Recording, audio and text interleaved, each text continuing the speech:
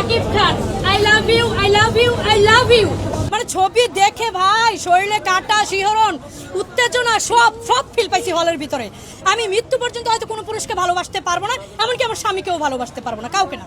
আমার স্বামীকে ছেড়ে দিতে হবে, আমার স্বামী তো আমি করবোই না শাকিব খানের জন্য, করবোই না। ধরেন আমি সিঙ্গেল থাকবো আজীবন, কিছু কিছু মানুষ তো সিঙ্গেল থাকবে, সিঙ্গেলই থাকবো। কারণ শাকিব খান একটা কথা ক্যামেরা আসলে বলতে নাই, কথাটা আমি রোজ কাঁদি শাকিব খানের জন্য। শাকিব খান আমাকে হলে কাঁদায়, শাকিব খান আমাকে বাস্তবে কাঁদায়, শাকিব খান আমাকে স্বপ্নে কাঁদায়, শাকিব খানকে আমি ভালোবাসি। শাকিব খান যেখানে উর্মি বিশ্বাস সেখানে। শাকিব খানকে কবে আমি কাছে পাবো, কবে তার দোয়া নিতে পারবো?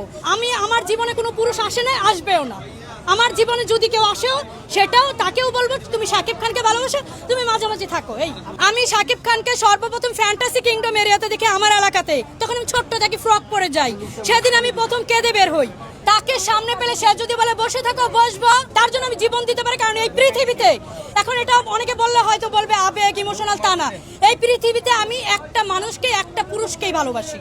বরবাদ মুভিটা দেখে কাঁদতে বের হইতে হয়েছে, অসুস্থ হয়ে গেছি মোট কথা। আমার ফ্যামিলি নিয়ে গেছিলাম, ফ্যামিলি টেনে ধরে আমাকে বাসায় নিয়ে গেছে। আমি এতটা খারাপ অবস্থায় ছিলাম, এই বিছানায় ছিলাম। এখন একটু সুস্থ হয়ে অনেকটা লুকায় আমি বাসা থেকে বের হয়েছি, আবার সেই বরবাদ মুভি দেখবো বলে। কারণ শাকিব খানের ছবি যতবার দেখবো ততবারই ভালো লাগবে। শাকিব খানের ছবি না দেখলে তো মন ভরবে না। শাকিব খানের যে লাস্টে যখন সে নিতুর দ্বারা যে আঘাত পায়, সেখান থেকে শরীরে কাটা দিয়ে উঠছে, আমারও কান্না আসতেছিল, আমারও খারাপ লাগতেছিল।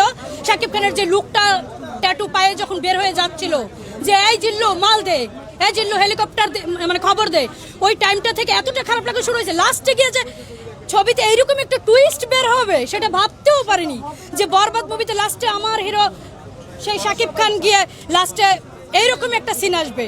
কারণ আমার কলেজের হিরো শাকিব খান বলে কথা, global superstar megastar Shakib Khan বলে কথা, ঠিক আছে? এমনকি আমি শাকিব খানের মুভিতে কাজও করেছি, একটা সিনে আমি কাজও করেছি। ছবিটা তৈরি হয়েছিল 2019 সালে।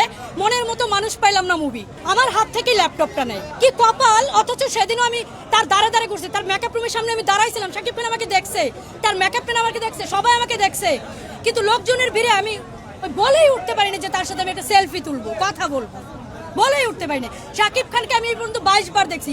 শাকিব খানের পিছনে আমি হাঁটছি সারাক্ষণ, শাকিব খান হাঁটতেছে, আমিও হাঁটতেছি, হাত ঘেসে গেছে, পা ঘেসে গেছে, এমন হয়েছে 22 বারই এমন হয়েছে।